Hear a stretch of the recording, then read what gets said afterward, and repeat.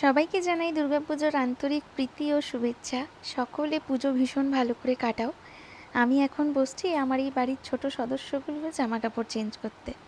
পুজো বলে কথা, ওদের যদি না সাজগোজ করাই মনটা কি ভালো লাগে। আর আমার সবথেকে পছন্দের কাজের মধ্যে এটা সবার প্রথমে ওদেরকে সাজানো। আমি যে কি ভালোবাসি ওদেরকে একটু সাজাতে, মন প্রাণ জুড়িয়ে যায়। প্রত্যেক বছর সরস্বতী পুজোর সময় ওদের এই সুন্দর করে সেট একটা করে আনিয়ে দিই জামা কাপড়ের।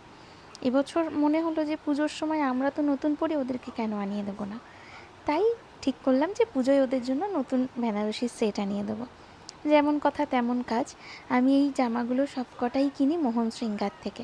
আমি তোমাদেরকে পেজের লিঙ্কটা ট্যাগ করে দেবো। প্রত্যেক বছর এত সুন্দর সুন্দর জামা পেয়ে পেয়ে মানে আরও বেশি পাওয়ার চাহিদা হয়ে গেছে। এবছর একদম অরিজিনাল বেনারসি দিয়ে ওদেরকে এই শাড়ি ঘাগরা, এটা তো ঘাগরাই, শাড়ি না, আমার ভুল হলো, এগুলো ঘাগরার সেটগুলো বানিয়ে দিয়েছি। ঘাগরা, গোপালের দুটো জামা, গোলু বাবার ধুতি, এগুলো সব এবারে এই বেনারসিটা দিয়ে বানানো। ওদের নীল হলুদ রয়েছে, অফ হোয়াইট কালার রয়েছে। এবারে ভাবলাম লাল পরাবো, লালটা পরালে দুর্দান্ত লাগবে। তো দেখো আমি একে একে সবাইকে সাজাচ্ছি। হার, গলার হারগুলোও আমাদের এখানে বাজার থেকেই কিনে এনেছি। মানে ওদেরকে এক এক করে সাজাচ্ছি আর আমি নিজেই মুগ্ধ হয়ে যাচ্ছি ওদেরকে দেখে যে কতটা ভালো লাগছে। আমি প্রত্যেককেই গঙ্গা জল দিয়ে মুছিয়ে দিচ্ছি। গোপালেরা তো দুজনেই সকালবেলা স্নান করে প্রতিদিন। গোলু বাবাকে নড়ানো যায় না। গোলু বাবাকে আজকে এরকম করে সাজিয়ে গুজিয়ে পরিষ্কার করে দিচ্ছি।